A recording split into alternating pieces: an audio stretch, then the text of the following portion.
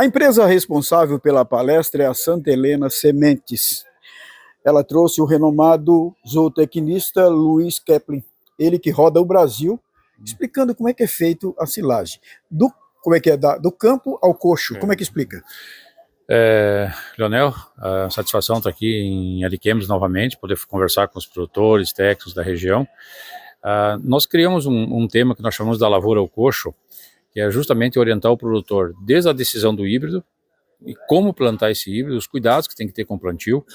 Para te ter uma ideia, a gente orienta muito a questão de plantabilidade. Nós queremos um stand muito bem feito. O que é um stand bem feito? É que as plantas, a distribuição de plantas na linha tenham a menor variabilidade possível. No estudo que nós fizemos na Santa Helena, há algum tempo, mostrou para a gente que quando tem uma falha de stand, de certa forma o milho compensa um pouquinho o tamanho da espiga porque tem uma falha. E quando tem essa falha e uma dupla, a dupla perde produtividade. Então, para você ter uma ideia, olha só, duas plantas juntas, elas perdem um potencial de 30% de potencial de expressão do potencial genético dessa planta em grãos. E a planta sozinha consegue aumentar em 17, 16, 17%. Ou seja, eu tenho uma perda aí de 13, 14, 15% quando eu tenho uma distribuição já naquela linha. Então, quando eu tenho um grande número de duplas e falhas, eu tenho um efeito negativo sobre a produção. E aí, qual é o efeito sobre silagem disso? Quando o produtor está cortando, o que acontece quando tem duas espigas juntas? São grãos menores e espigas menores. Tem dificuldade de quebrar com a ensiladeira, mesmo com a automotriz.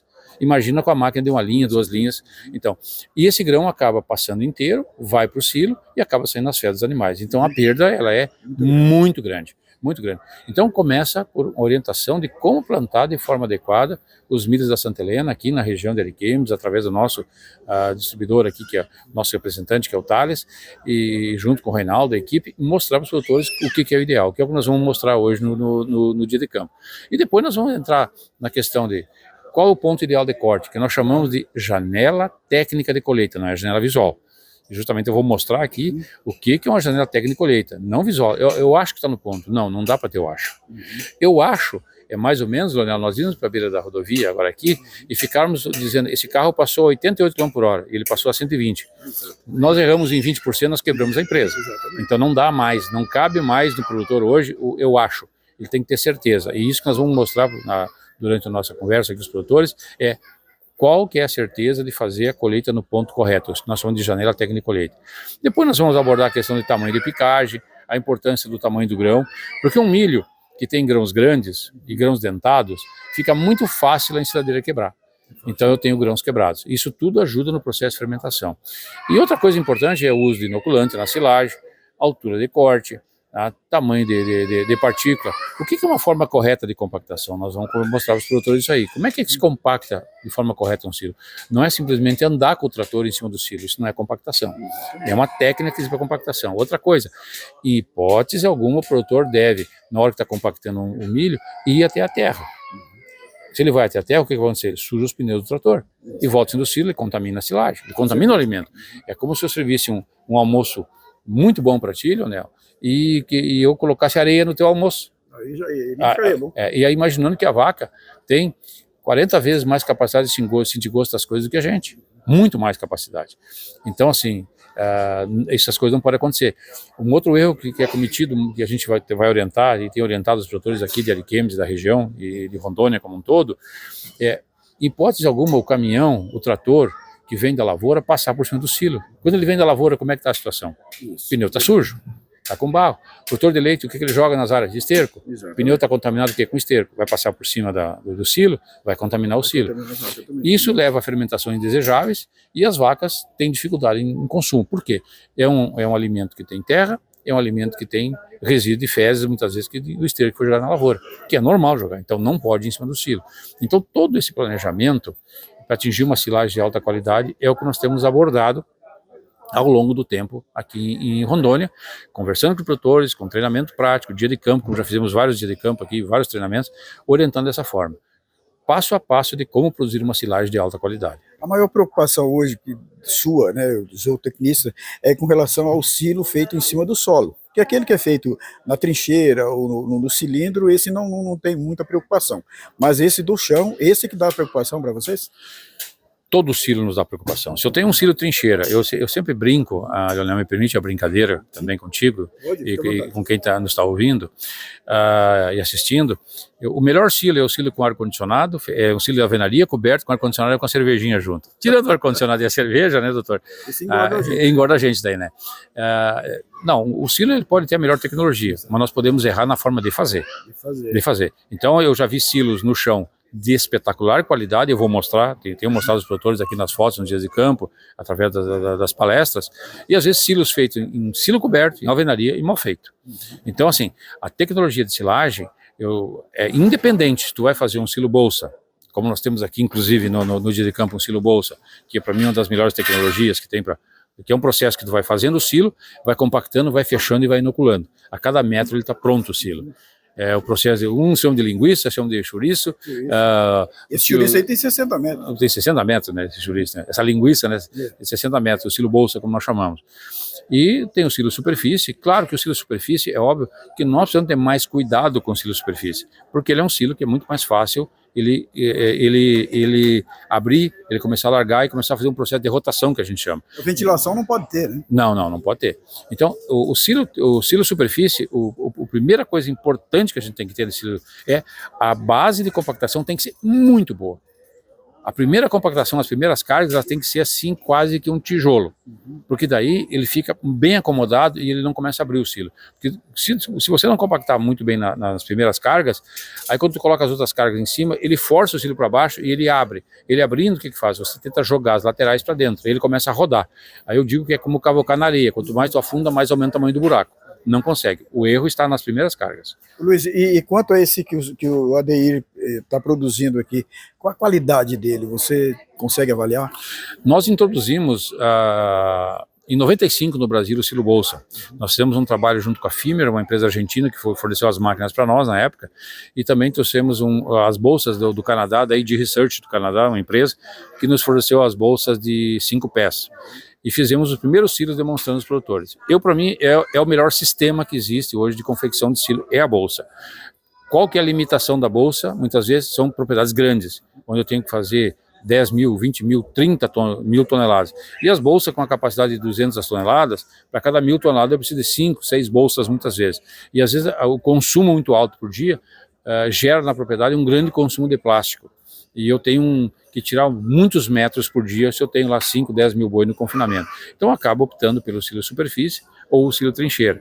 Então a bolsa limitante são áreas muito maiores, onde eu tenho muito volume de silagem.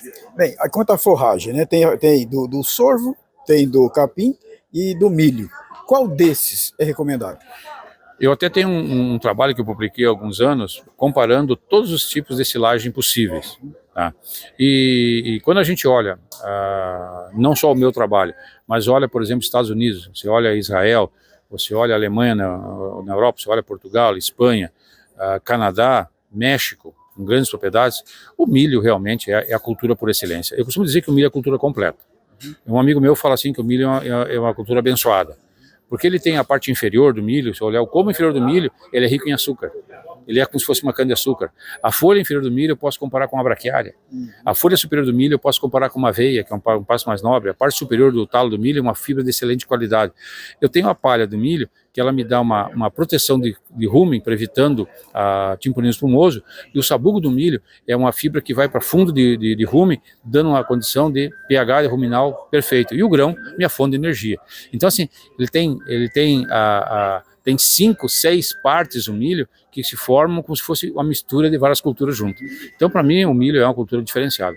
Eu posso optar por sorgo, capim, não tenha dúvida. Eu uso uma frase há muitos anos, Leonel, que eu digo assim: eu tenho alimentos estocados na propriedade, ponto. A qualidade eu vejo depois. A pior coisa que tem é um animal consumindo sua própria carne ou perdendo peso. Isso é a pior coisa que existe. Então, a silagem de capim, a silagem de sorgo, todas são silagens que são bem-vindas aos animais. Eu tenho que ver que números eu quero atingir. Eu tenho produtores de leite, por exemplo, que eu estou trabalhando com 50 litros de média. Eu preciso de um combustível para 50 litros. Produtores que trabalham com 25, 30 quilos de média, 20 quilos de leite, 15, por exemplo, pode trabalhar com silagem de capim, silagem de sorgo. Tá? Mas à medida que eu vou buscando mais produtividade, maior ganho de peso com os animais, eu preciso ser mais coerente com aquela qualidade que esse animal precisa. Eu sempre falo o seguinte, qual o produto que esse animal precisa comer para atingir 2 kg de ganho de peso ou para atingir 50 litros de leite? E aí é o que nós estamos mostrando hoje aqui, quais são os produtos que nós temos e o que tem de diferença nos produtos da Santa Helena com relação a uma silagem de qualidade. Para que serve cada um? A gente olha aqui, tem vários produtos da Santa Helena. Nós temos aqui praticamente vários produtos aqui, vários híbridos. E eles são diferentes. A espiga já mostra que eles têm cores diferentes. E eles têm estrutura de planta, composição de planta, como folha, palha e sabugo, diferentes. E eles são diferentes para o uso animal. Todos eles são bons? Todos eles dão silagem? Sim. Mas cada um é um combustível diferente para cada coisa.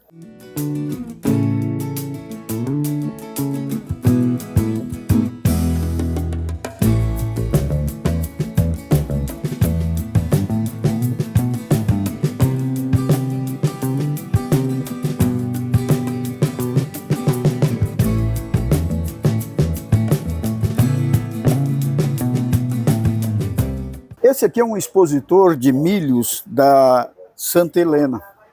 E nós vamos conversar aqui com o representante da empresa que vende esse produto aqui na região de Rondônia toda. Ô Thales, explica para nós aqui, esse milho é o mesmo que o Aldeir está produzindo o silo aqui? Esse aqui silagem? É o SHS 7990 BT Max. Esse material voltado, né, exclusivamente para silagem. Esse é para silagem? Esse é para silagem. O que o produtor precisa saber hoje, na hora de comprar... Não é qualquer milho que você faz silagem. Não é qualquer milho. Todo milho serve para silagem, todo milho serve para milho verde. Sim. Só que tem alguns pontos específicos que fazem esse milho ser específico para silagem.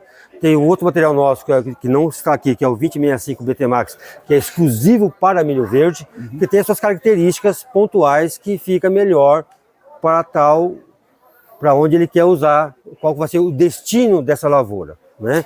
Você despertou a curiosidade para silagem e esse aqui? Esse material, aí quando o produtor vai escolher um material, ele tem que conhecer a área dele, saber o que ele quer, né? Esse aqui é um material para grão, específico para grão, mas é um material também específico para abertura de plantio e um material para alto investimento. Tá? Então o produtor tem que saber o que ele vai investir, a época que ele vai plantar, para escolher qual híbrido ele vai plantar. Esse aqui é bem semelhante a esse aqui, é material exclusivamente para abertura, material de alto teto produtivo. Esse material é muito bom para silagem também, só que é uma silagem de alto investimento. Né? Aqui nós estamos numa região que é de médio alto investimento. Então, aí é melhor o 3990. Ok? Porque a gente vê que o grão aqui ele é um pouco pequeno, né? Para silagem, segundo os zootecnistas, perde muito, né? Pode ir para... Não dissolve, né? Não, a vantagem, assim, tudo bem. Se a gente pegar aqui a ponta, é um grão mais duro, mas no geral ele vai bem para silagem também, porque ele é um grão, como ele é dentado, né? Esse aqui, ó, também é bem dentado, ele é liso, né? Não é bem dentado, ele é liso. Esse aqui já é mais dentado, esse aqui também é mais dentado ainda. Quanto mais dentado, a gente fala assim, o grão dentado é o grão mole. Grão mole. O material liso é o grão duro. Esse grão mais mole, esse grão mais mole, a vaca consegue absorver melhor o amido e vira mais leite, ou mais carne. Tá? É um bom...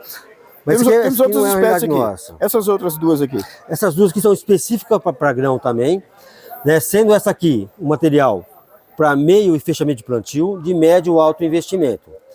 Esse daqui já muda um pouco, que é um material já é mais um colingão, ele serve para abertura, meio e fim, e médio alto, até um alto investimento. Voltamos aqui para a silagem, que é o assunto em si hoje aqui no dia de campo da Recanto Dourado. Esse milho aqui, ele é aquela semente de tecnologia autoimune? Então assim, cada híbrido também tem a sua tecnologia. Hoje no mercado, né, nós temos 3 empresas no mundo que detêm a biotecnologia, o controle de lagarta. Uma é a Syngenta, a outra é a Bayer e a outra é a Santa Helena Semente. Então, nós fazemos parte das 3 empresas do mundo que detêm essa tecnologia. A tecnologia mais nova hoje é a BT Max. Qual que é a vantagem do BT Max? Hoje ele é um material que a gente fala com toda a segurança. Ele tem alta tolerância à lagarta. Né? Não podemos falar que é resistente, mas hoje ele é resistente à lagarta. A gente não pode, né? Fala que ele tem a tolerância. Então ele tem a tolerância à lagarta. Resumindo aqui, ele inibe aquele uso exagerado de herbicidas. Então, hoje, se pegar um material, um convencional, né, ou alguma outra tecnologia, você vai ter que entrar aí com 3, 4 aplicações de inseticida para lagarta. Esse hoje você não precisa entrar com aplicação para lagarta. Então você vai usar menos herbicida na sua lavoura. Você vai ter menos custo, né, o custo de aplicação e o custo de produto. E com isso também, a gente comentou, com relação ao meio ambiente também. Isso. Né? Então você vai agredir menos o meio ambiente. A outra vantagem desse material com relação ao uso de herbicida, né? Hoje a gente tem 2 herbicidas usados na cultura do milho, né? 3, né? Mas assim, as que pode aplicar e pega a maior parte das plantas daninhas, né, é o glifosato ou o glufosinato. Né? O glifosato já é um material bem antigo que ele tem, muitas plantas daninhas têm tolerância ao glifosato. Esse material aqui, né, além dele ter a tolerância à lagarta, você pode usar nele o glufosinato, que é um material hoje, um herbicida hoje, que vai pegar a maior parte das plantas daninhas. Então tem essa outra vantagem de uso do glufosinato e da tolerância à lagarta do cartucho.